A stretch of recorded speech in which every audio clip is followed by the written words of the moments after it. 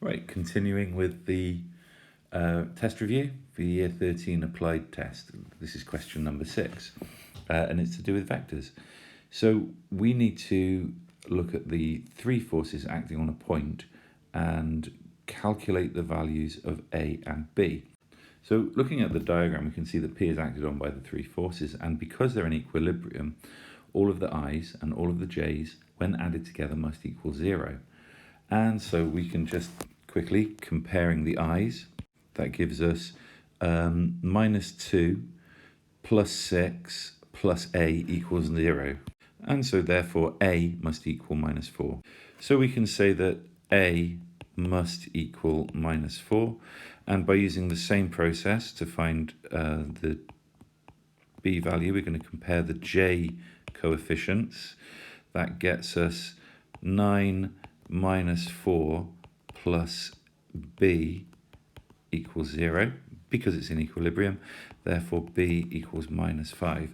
So our F3 over here is in fact -4I plus -5J.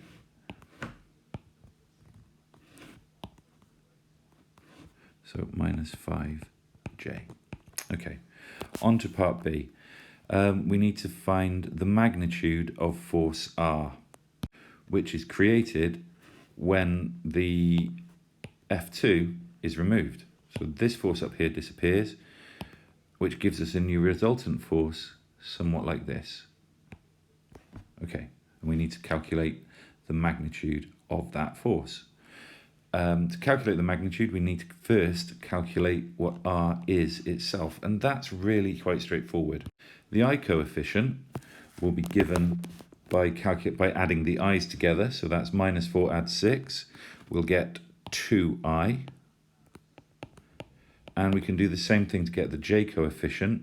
-5 add -4 gets me -9J. And I want to find the magnitude. And to get the magnitude of R, we're going to use Pythagoras' theorem. So that's going to be 2 squared add -9 squared, which will come to the square root of 85. We need to give this as a decimal because we're working in mechanics. So 9.21 newtons. Right, moving on. Part C asks us to find the angle that R makes with I for 2 marks. So that's I, the horizontal vector, and R does this, it comes down here. So this is our theta value that we're trying to find. Given that we're trying to find that, all we need to know is the lengths involved. So it goes across 2 and down 9. That's 2, that's 9.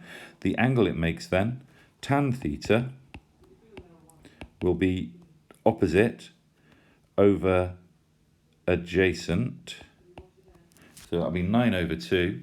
We need to inverse tan that to get theta equals 77.5 degrees. Okay, I think that's completed it.